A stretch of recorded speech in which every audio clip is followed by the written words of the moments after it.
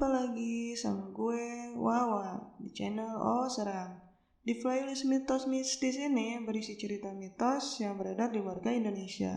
Selamat mendengarkan ya.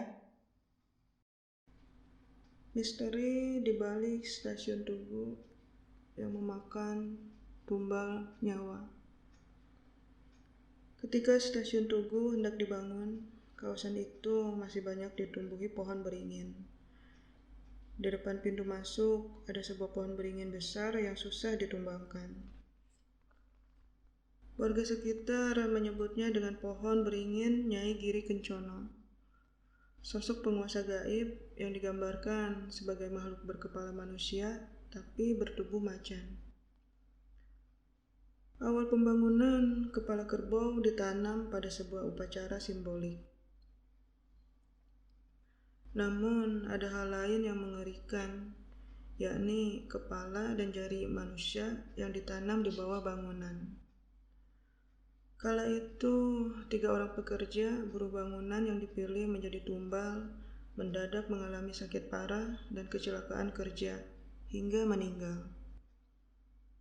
Maksud kata dipilih di sini adalah dipilih oleh lelembut yang meminta tumbal nyawa. Sedikit aneh karena proses ritual tumbal dilakukan secara bertahap, terbagi menjadi 3 tahap. Tahap pertama terjadi pada 18 Februari tahun 1886. Mendadak seorang buruh bangunan jatuh saat memasang tembok. Ketika jatuh, kepalanya terbentur bahan material yang ada di bawah. Tewas saat itu juga. Salah seorang mandor yang tahu dan mendapat tugas melakukan ritual langsung membawa pekerja itu ke sebuah ruangan untuk melakukan prosesi. Lehernya diputus menggunakan kapak. Kepala dimasukkan dalam kain hitam.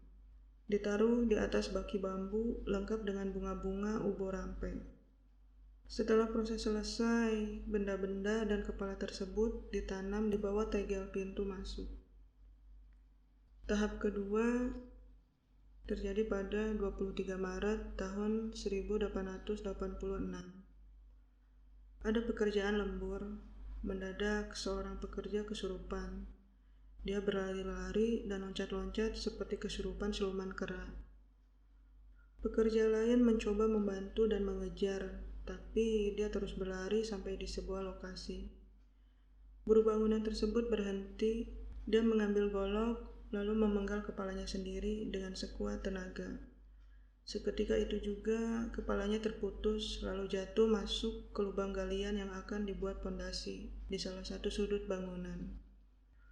Untuk proses kepala yang kedua, kepala ditanam tanpa dibungkus kain, sedangkan badannya dibungkus kain hitam, kemudian dikubur berdekatan, tapi sebelumnya diguyur dengan darah ayam cemani atau ayam hitam.